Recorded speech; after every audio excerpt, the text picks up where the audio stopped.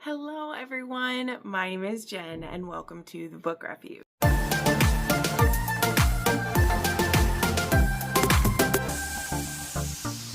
Alright everybody, welcome to another weekly wrap up, and yes, today we went a little bit fancy, okay? I have just I don't know, I've been feeling the mood of the season already, which I'm always torn between. I love the coziness of fall, but I also get really into my head at the same time. And you know what? I wanted to be excited about filming today, so I was like, what am I going to do? I'm going to put on a full face today, which I don't normally do because you guys love me no matter what, but for my own self-esteem today, I needed to do it, okay? I was just feeling too comfortable and in my head about it, and I was like, we need to hop to it. So anyway, that's what this is about. Couple announcements before we get into the book reviews. Number one, I did reopen the annotated book pre-order form. If you don't know, one of the things that I talk about all the time on here is on my Patreon, I have a tier where I think total it's 10 patrons get an annotated book every month. Okay, that's why I will talk about those all the time. In fact, I have a couple to talk about this week, right? But as something of a fundraiser for income tax, state taxes, as well as for just helping with expenses in the business, I do these kind of mini little fundraisers every couple months where I take pre-orders for people who are not on that tier on my Patreon, because the people who are on that tier, they're pretty locked in, not willing to really give it up, and it just helps with a little boost, and it's also really fun. And the way I annotate books is kind of like you're reading the book with me. There's not really anything specific that I pick out or things that I do. It's just whatever book that you choose, whether it's one that I have already listed on the form, so I've done it before, or it's a new one you pick for me. It's like reading the book with me. And that is something that people have seemed to like, and if you're interested, I will have a link to the form down below, which does have much more in detail about everything. And then I take about 8 to 12 weeks to get through all those books, because it's in addition to the ones that I'm already doing for people every month, so it does take a little bit. But this will be the last time the form is open for 2025, which is wild to say, but there's only 2 months left, and so between November and December and the end of the year, the next time I will try to open it is in January, right before the final quarterly tax of the year. So yes, if you would like to help me out that way, as well as get a wonderful annotated book or books, you can check that out. A few of the fun ones on there is I have some set bundles, so you can get the whole Queens and Monsters series, or the whole Legacy of the God series, or the Harder They Fall series, all of those. Stay a Spell, I've just done a couple Stay a Spell series for people, which is really fun. So definitely check that out if you're interested. The other announcement is I would like to welcome Michigan Gal 007, who that is the name that I have here of a new patron who has decided to support me there. So thank you so much, Michigan Gal. That's such a wonderful name. I love having that on there. So thank you so much for signing up. I'm also going to be running an end of the year sign up sale soon. So if you follow my Patreon on the free tier, you still get my updates and you find out about things ahead of time from people. And I run Patreon offers a lot of different options now for how to sign up, and there's sometimes discounts for a yearly sign up, or there's some free signups that are given away. So if you're interested in my Patreon, you want to support what I do here, which is honestly 70% of my income comes from Patreon, and I'm just always going to be open and honest about that, because it still is my business, but in a way I'm only able to do it because of you guys. So I'm always going to be open about that.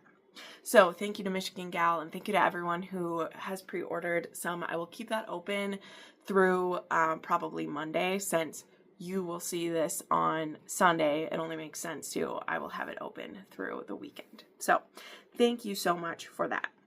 Now let's get into the books, of which I have 7 to talk about, which is great. I'm very excited about some of these here. So the first one, I actually listened to this one while I was at the crafters retreat that I did last weekend, which was so much fun. That is well, we do it 5 times a year, so it's more than quarterly, but it's this little get together with some ladies at my church. Most of them are elderly ladies who've been doing this retreat for almost 20 years.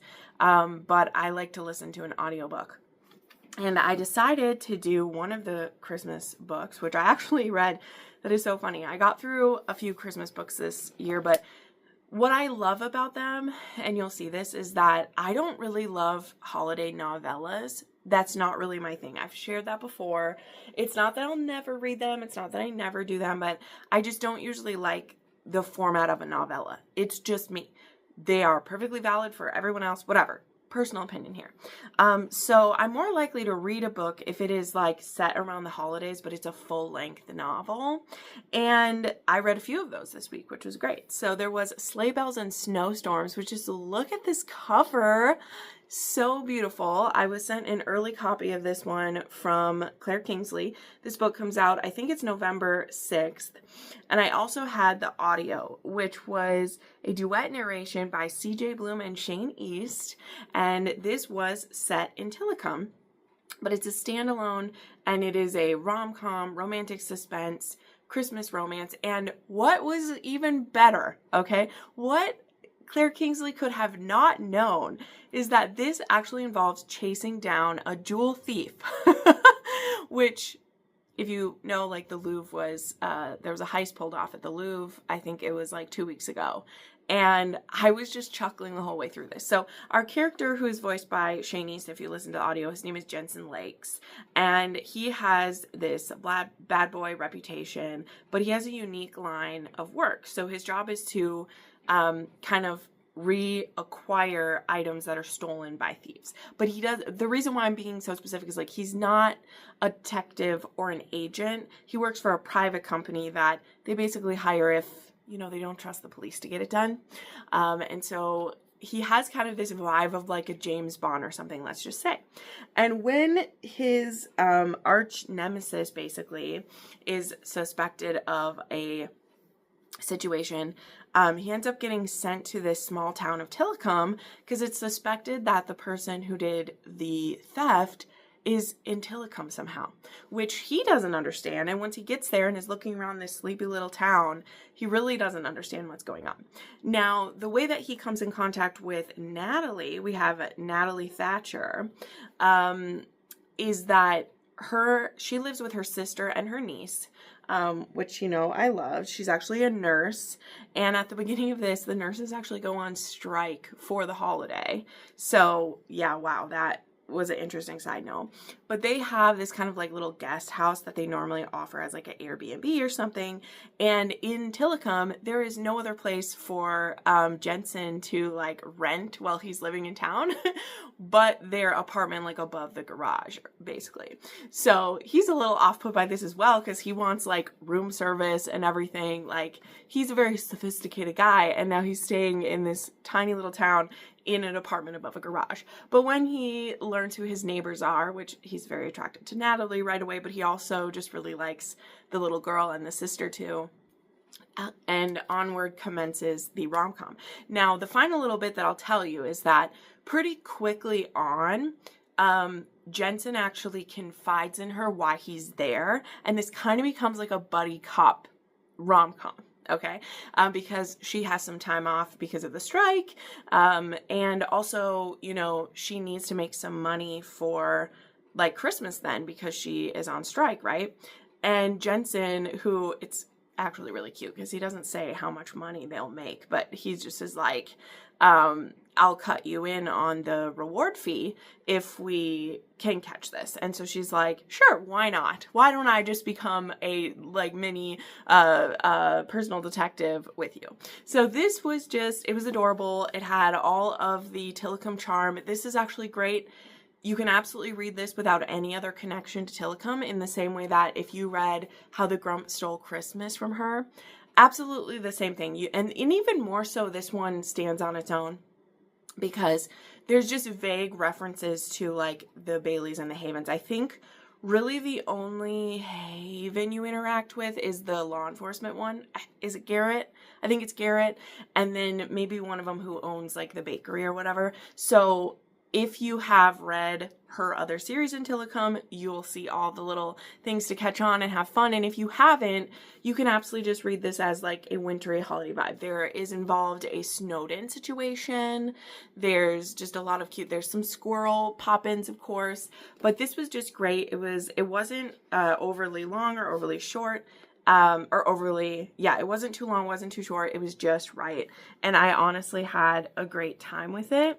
And it's funny because, now even talking about it, I gave this 4 stars, and I probably am going to bump this up to like a 4.5 and round to a 5, specifically because while I was reading it, I was obviously at this retreat and I was distracted a bit while listening to it, but this was just so fun. And you'll see as I talk about some of the other books this week that I also gave 4 stars because they were arcs. This is just, I liked better. Like, I like this better than those. So I'm talking through this with you real time. I probably will bump this up to a 4.5 and then round to a 5 for my review because I don't really have critiques of it. I just also was like doing other things while listening, which I mean, I always do, but I mean like talking to the ladies and everything. And this was just so cute. Look at how pretty it is. Yeah, you should read that. Like, it was really fun. Okay. Then I had a little novella from Kristen Proby, and this one also comes out November 4th, 6th, whichever. And this is the novella within the Blackwells of Montana. So this is When We Breathe, and this one is supposed to be the like cousins to the Blackwells. And this is the story that if you're reading through the series, you'll know that in book 3, I believe, maybe even earlier than that, we get this hint about there's this couple who's one of the Blackwell cousins. There's Gabe and Adam, and they are a monogamous couple. And they've been monogamous for a while, but they used to like share women sometimes, but they've decided that it's just the 2 of them. But then there's this night out where they run into Alex, who is there with Billy, who Billy is Gabe's cousin. And again, if you read it must be in Where We Bloom. So that must be where we first run into them. And they end up taking Alex home with them. And those of us who are reading through, we were like, Kristen, my gal, you cannot tease us with this delicious trio and then just never carry it through. And now I get it. I am all for the person where like when an author has set up the expectations of a series, adding in a, polyamorous triad into the couple can be, throw a wrench into things for people. And I don't overly question anyone who is just like, oh, well, that's not really what I want to watch or what I want to read.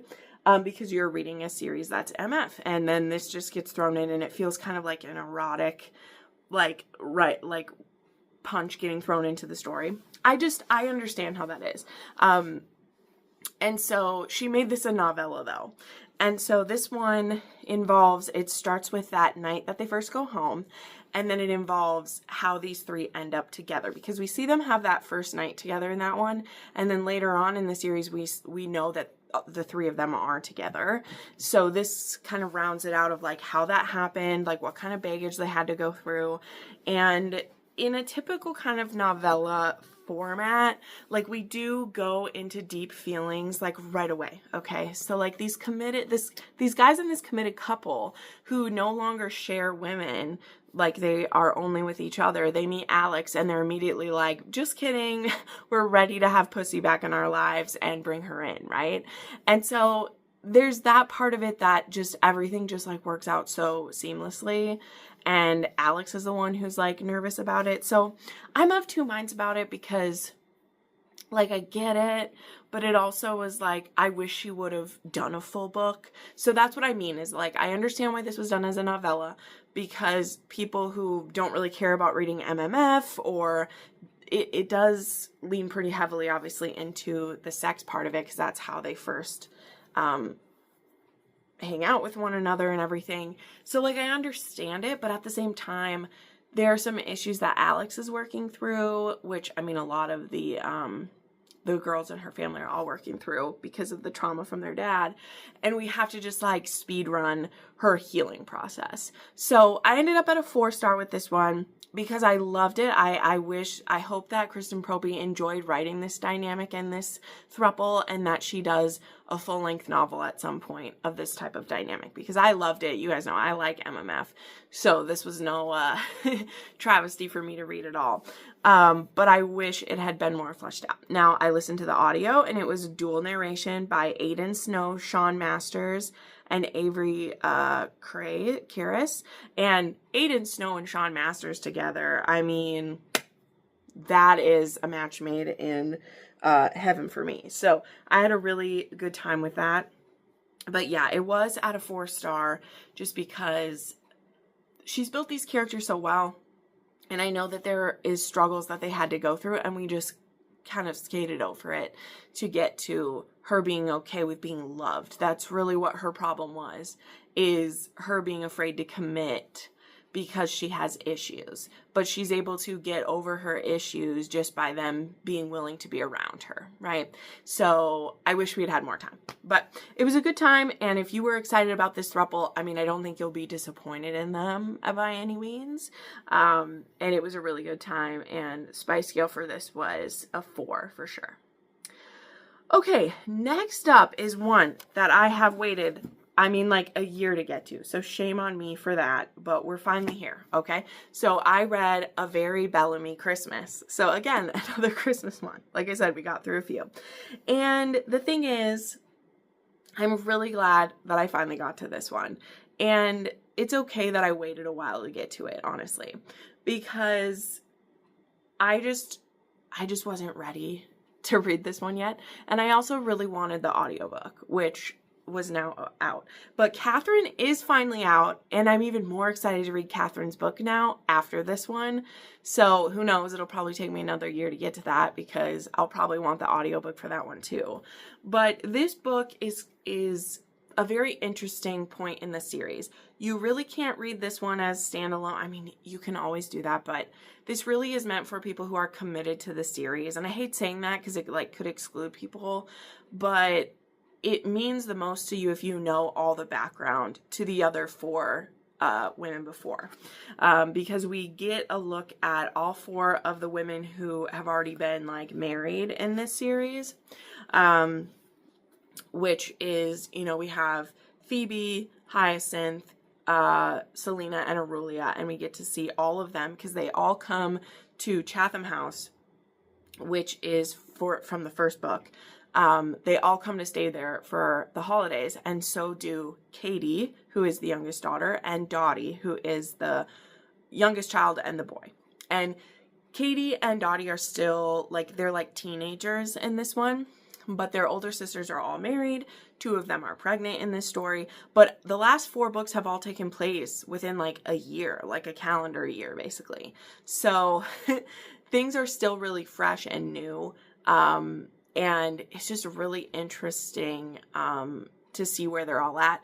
We get at least one chapter from pretty much every one of the siblings' point of views. Honestly, except for Dottie, we get a point of view from everyone.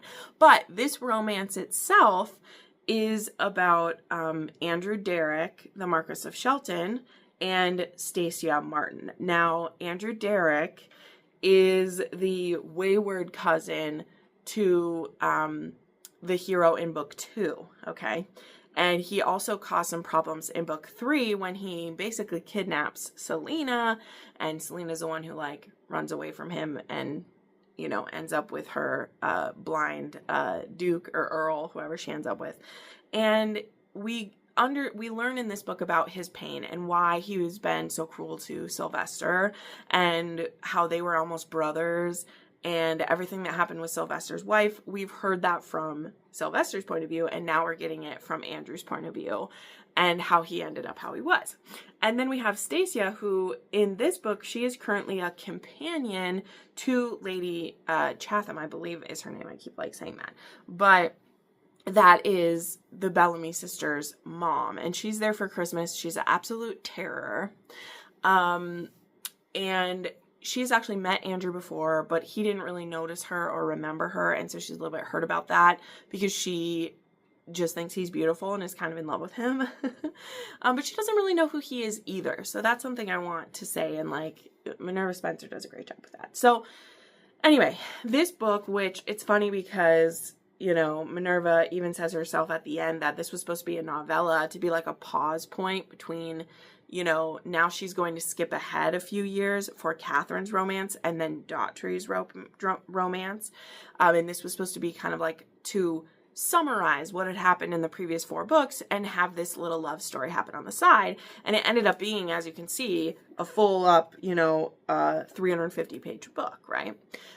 Because there was a lot of stuff to uncover. And if she had rushed the romance between these two, which it is still like a holiday romance, like they fall in love within this like 2 weeks of this Christmas party, but there's a lot we have to go through. There's included a locked in together part of this book because a meddling character within the family makes it so they get stuck together where no one can find them for a couple of days, and they're forced to kind of work through their issues.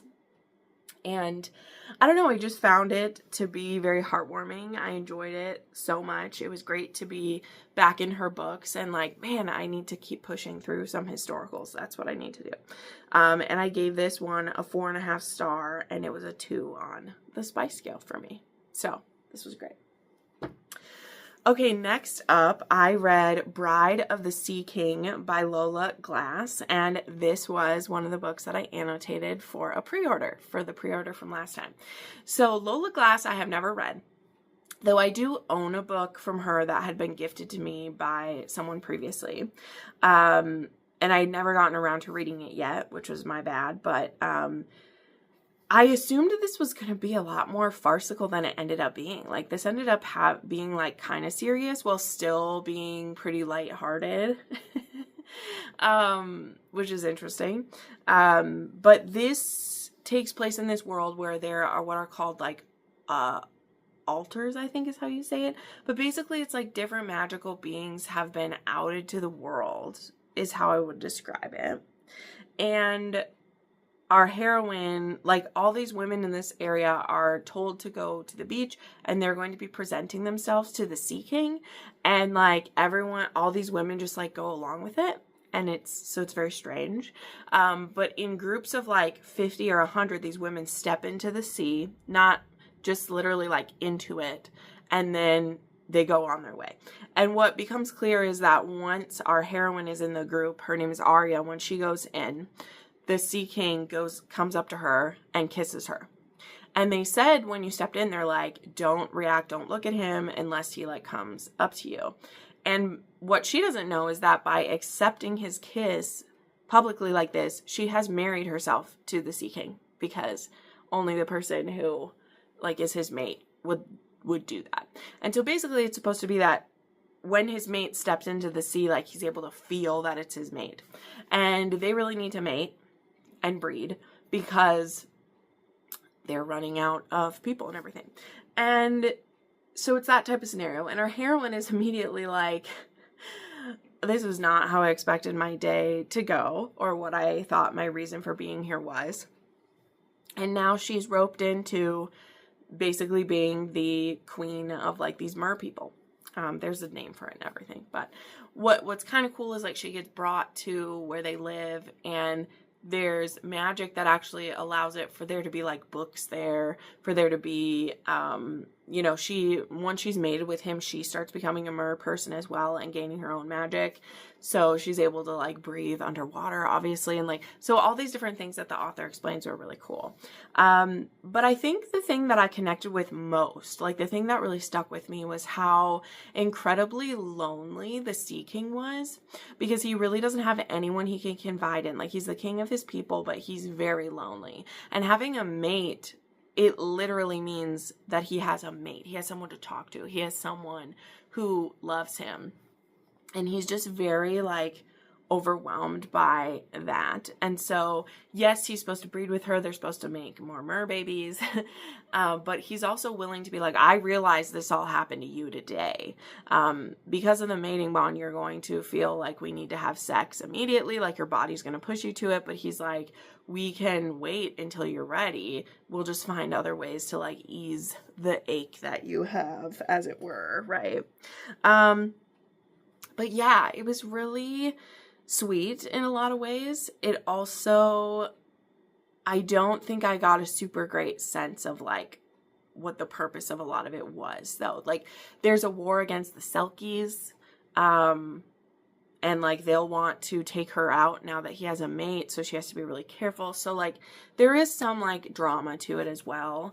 But I think that, again, the thing I liked the most was honestly Triton, the Sea King, and how respectful, and how even though there are physiological things where he's like, we're mates, like we're gonna need to mate, he's very like reverent of her and is like, hey, if you're not ready to have babies yet, I will find you a birth control. We can't tell anyone because the whole purpose of our marriage was that. But if you're not ready to have babies yet, I will find a way so that we don't. Like, he's just very, like, I know that seems like, duh, that's how it should be. But it is a fantasy where the point of it is like a breeding kink. So for him to be like, I will put myself at risk so we can do this for you, like, I'm more than willing to do it. I just love that kind of stuff, you know? I really, really like that kind of forward thinking and thoughtfulness, as it were. Okay? I love it. I love it so much. So I ended up at a 3.5 with this one, just because I wanted a bit more for that. And there were some parts that felt very repetitive, like her trying to like hold him off and like resisting. But it was sweet, and I definitely would read another one from this author, and I had fun annotating it, though there was a lot of things I was highlighting that I'm like, oh girl, like, so I really hope, I believe I did this one for a Caitlin. I hope you enjoy my thoughts on it. Like, I really did have fun, and the 3.5 is just more of like, I think it just had to do with some of the books I was reading around the same time that I felt a bit more connected to. But this was really fun. And I definitely, as I said, would read another from this author. And that's always a good sign when I'm willing to read another one, right? For sure. Okay, then I listened to My Dark Ever After by Gianna Darling. So I received an e-arc of this one through Valentine PR, which is great. But I did wait for the audio to come out on release day. And so I listened to the audio, which was narrated by Dane Anderson, love him, and CJ Bloom. And this was the second half of the My Dark fairy tale duet. And this is within Gianna's Mafia world, so there are mentions and nods to Dante, which is cool. And I don't like want to spoil stuff for the first one, but this is the case of like there was a breakup at the end of book 1, and now we're going to see what the fallout is. This is taking place only 2 months later, so I liked that. You know, it's definitely not the same as Gianna Darling's other trilogy where she's just driving us painful. Oh, that's the other thing too. There's also a nod because this is in the Mafia world. Like Sebastian Lombardi also gets a shout out. He's someone's favorite actor in the book, which I thought was cute too. Because obviously, if the Mafia world's included, so is her the son in Her Tides or whatever. But yeah, it picks up 2 months after.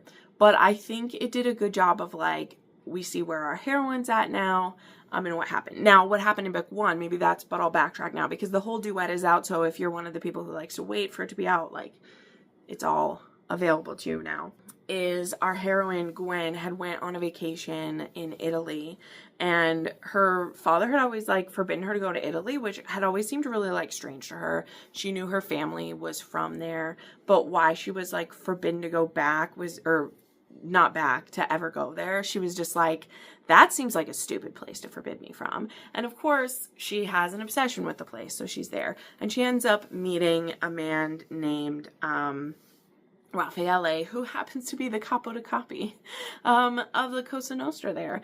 And so it is kind of a big deal that she stumbled into his orbit, and she's very clueless to the mafia connections until the end of book 1. So that's where, like, there is a breakup because of that. Now in this book, I'll just tell you, it starts off with people trying to kill her. She's back at home. She's you know, trying to make things go after having her heart broken, and she can't stop thinking about him. And then someone tries to kill her because people have found out that she was with Raffaele, and she's going to be someone they can use for leverage. And so when they come for her, Rafa also comes for her, and he's like, you don't have a choice anymore. You're coming back with me, and even if you hate me, I'm going to keep you safe. So there was a lot of reveals and a lot of things in this one. There was specifically 2 reveals that I guessed, but what I love is that I personally think, and, you know, bravo to her, I think there were a couple things that were meant to be obvious. You know, like, it's a secret, but, like, those of us who understand mafia stuff, like, we would know. And then there was a surprise that I did not foresee, and that almost got me even more, because she really had me focused in on, like, are you going to admit this or not? Like, I know this is what's happened. I know that this is true. Can you just admit it? And so I was so focused on that when, boop, this other thing slides in, I was like, damn, girl, you got me. You got me. So I had a really good time with it. I think this is the type of story that a duet makes sense. You know, in the same way I feel that about her duet about Dante and Elena. I think she paced this really well. We really showed how much they were loving one another in book 1, but also the naivete of Gwen. And this one is really more of her being like, okay, so you've fallen for a mafia man. Now, what the F are you going to do about it? Or are you just going to keep, like, sidestepping and whining about it? Or are you going to do something about it, you know? And I really love that about the story. So I did end up at a 4-star for this one, though, because there was a lot of problems that I had with it. But it was a 4 on the spice scale. And yeah, these two enjoy some pretty rough situations. So that was a good time there. Okay, then I read Branded by Saffron A. Kent. This is a standalone, as far as I know it will be, dark cowboy romance, and it was trad-pubbed by Forever, which I thought was a very interesting choice for Forever to do, because this was very dark. I mean, the content warnings in this one have a whole page, which is wild. And this book, I will say, did take me a while to get through it, okay? Because I had both an ALC and an e-arc of this, and it took me a while to get through it, for sure. Because I think that there was a lot of filler talking in the heroine's head going on, and a lot of, like, hesitance and pain to really make it dark.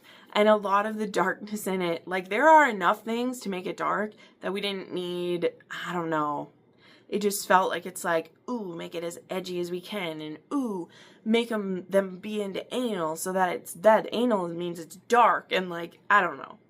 There were just some things where I'm like, did we need to? I don't know. And then, of course, a daddy kink gets thrown in. Well, though I will say, maybe I'm impressed by the daddy kink, because at least it's not completely out of nowhere. But anyway, so this one is about reverie and arson. But neither of them know each other's real names, shall we say.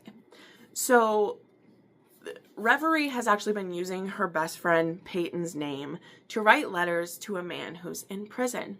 And they've been writing letters back to one another for, I believe it was a college assignment that she was working on, which that's a very interesting assignment to have. And it turns out, though, that the reason that Arson had been writing to her, which again, he's been going by a different name in his letters to her as well, is because he wants to use Peyton, who he believes she is, against her family, which again is actually her best friend's family. And so when this man gets out of prison, she agrees to meet up with him, and he uses that time to kidnap her and force her to be his wife so that he can use her against her family. Now again, It's not her family, it's her friend's family. And so kidnapping and forcing her to marry him, not really gonna work because it's the wrong person. She's not the heir to the family, and it's two feuding ranch families and everything. So that's interesting. And then she ends up getting taken captive by him and brought back to his family ranch, where she's kept prisoner while they try to figure out what is going on and how they're going to salvage the situation that he put them in. So yeah, the relationship between the two of them, very toxic. The hero is very self-hating, but also he's a bit sadistic. There is a good amount of her being his prisoner when they're riding around on a horse for a while, and like, there's just all these different scenes that just kind of felt thrown in there to, again, make it edgy and dark in aspects. But the reason why this one didn't completely crash out for me is because when you find out why he truly was willing to get this revenge at all costs, you think it's for one reason, the reason he says it's for.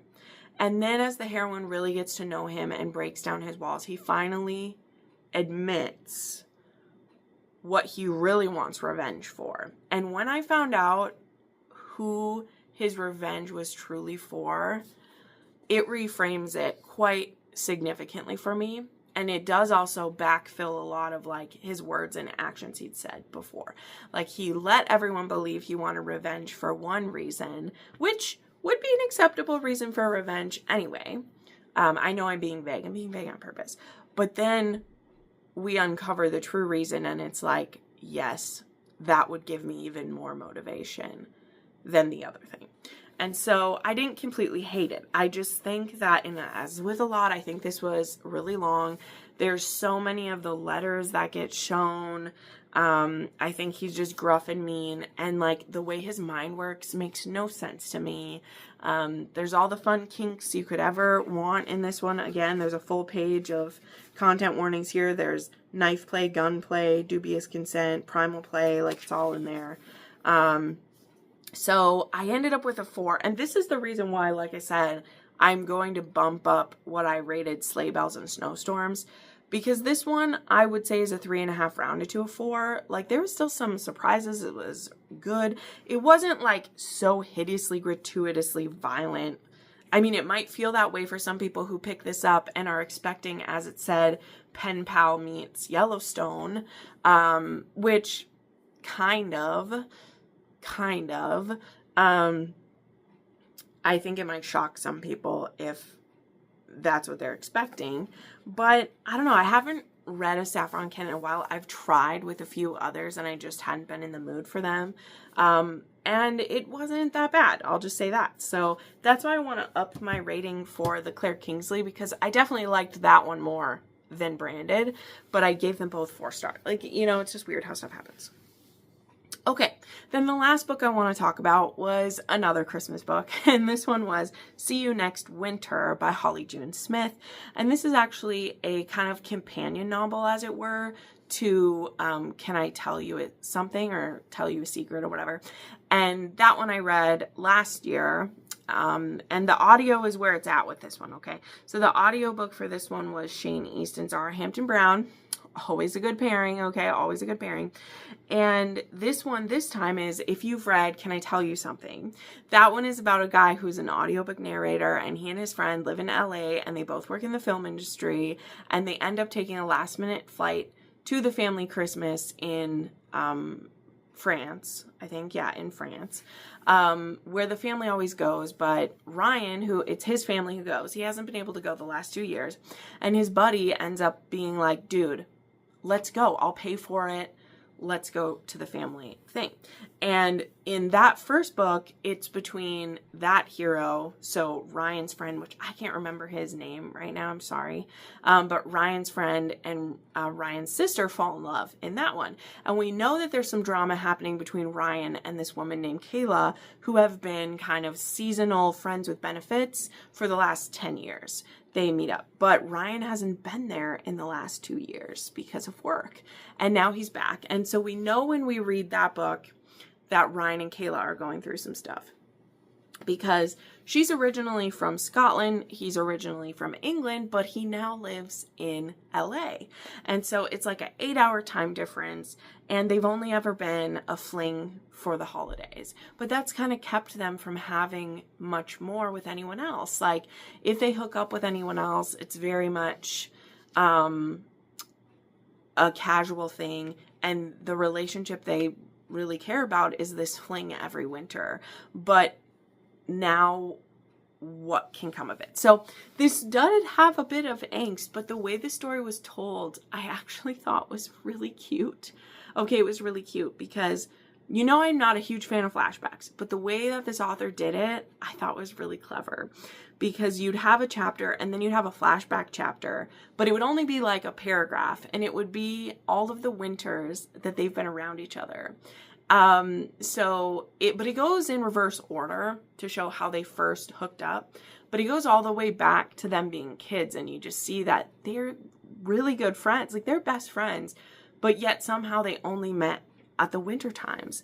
And they finally have to realize that they'll never be able to have a relationship with anyone else unless they give this one a try.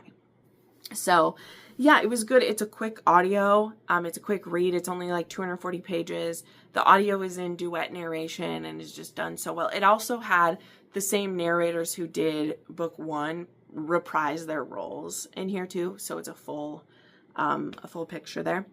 And yeah, it was great. I gave this one 4 stars, and it was a 3 on the spice scale. And yeah, this author was really fun. So this is a fun holiday one. And, you know, it's a difficult one because it's a long distance relationship, but when it's worth it, you know? So, all right. So there you go. Those are the 7 books that I read this week. Let me know what you read, what you loved. And I can't believe it. We're at the end of the month. So on Tuesday, you'll have my wrap up of October already, which is just crazy. Like, I was getting ready to do this one, and I'm like, oh wow, I need to do my monthly wrap up. So thank you so much for watching, friends, and we'll see you next time.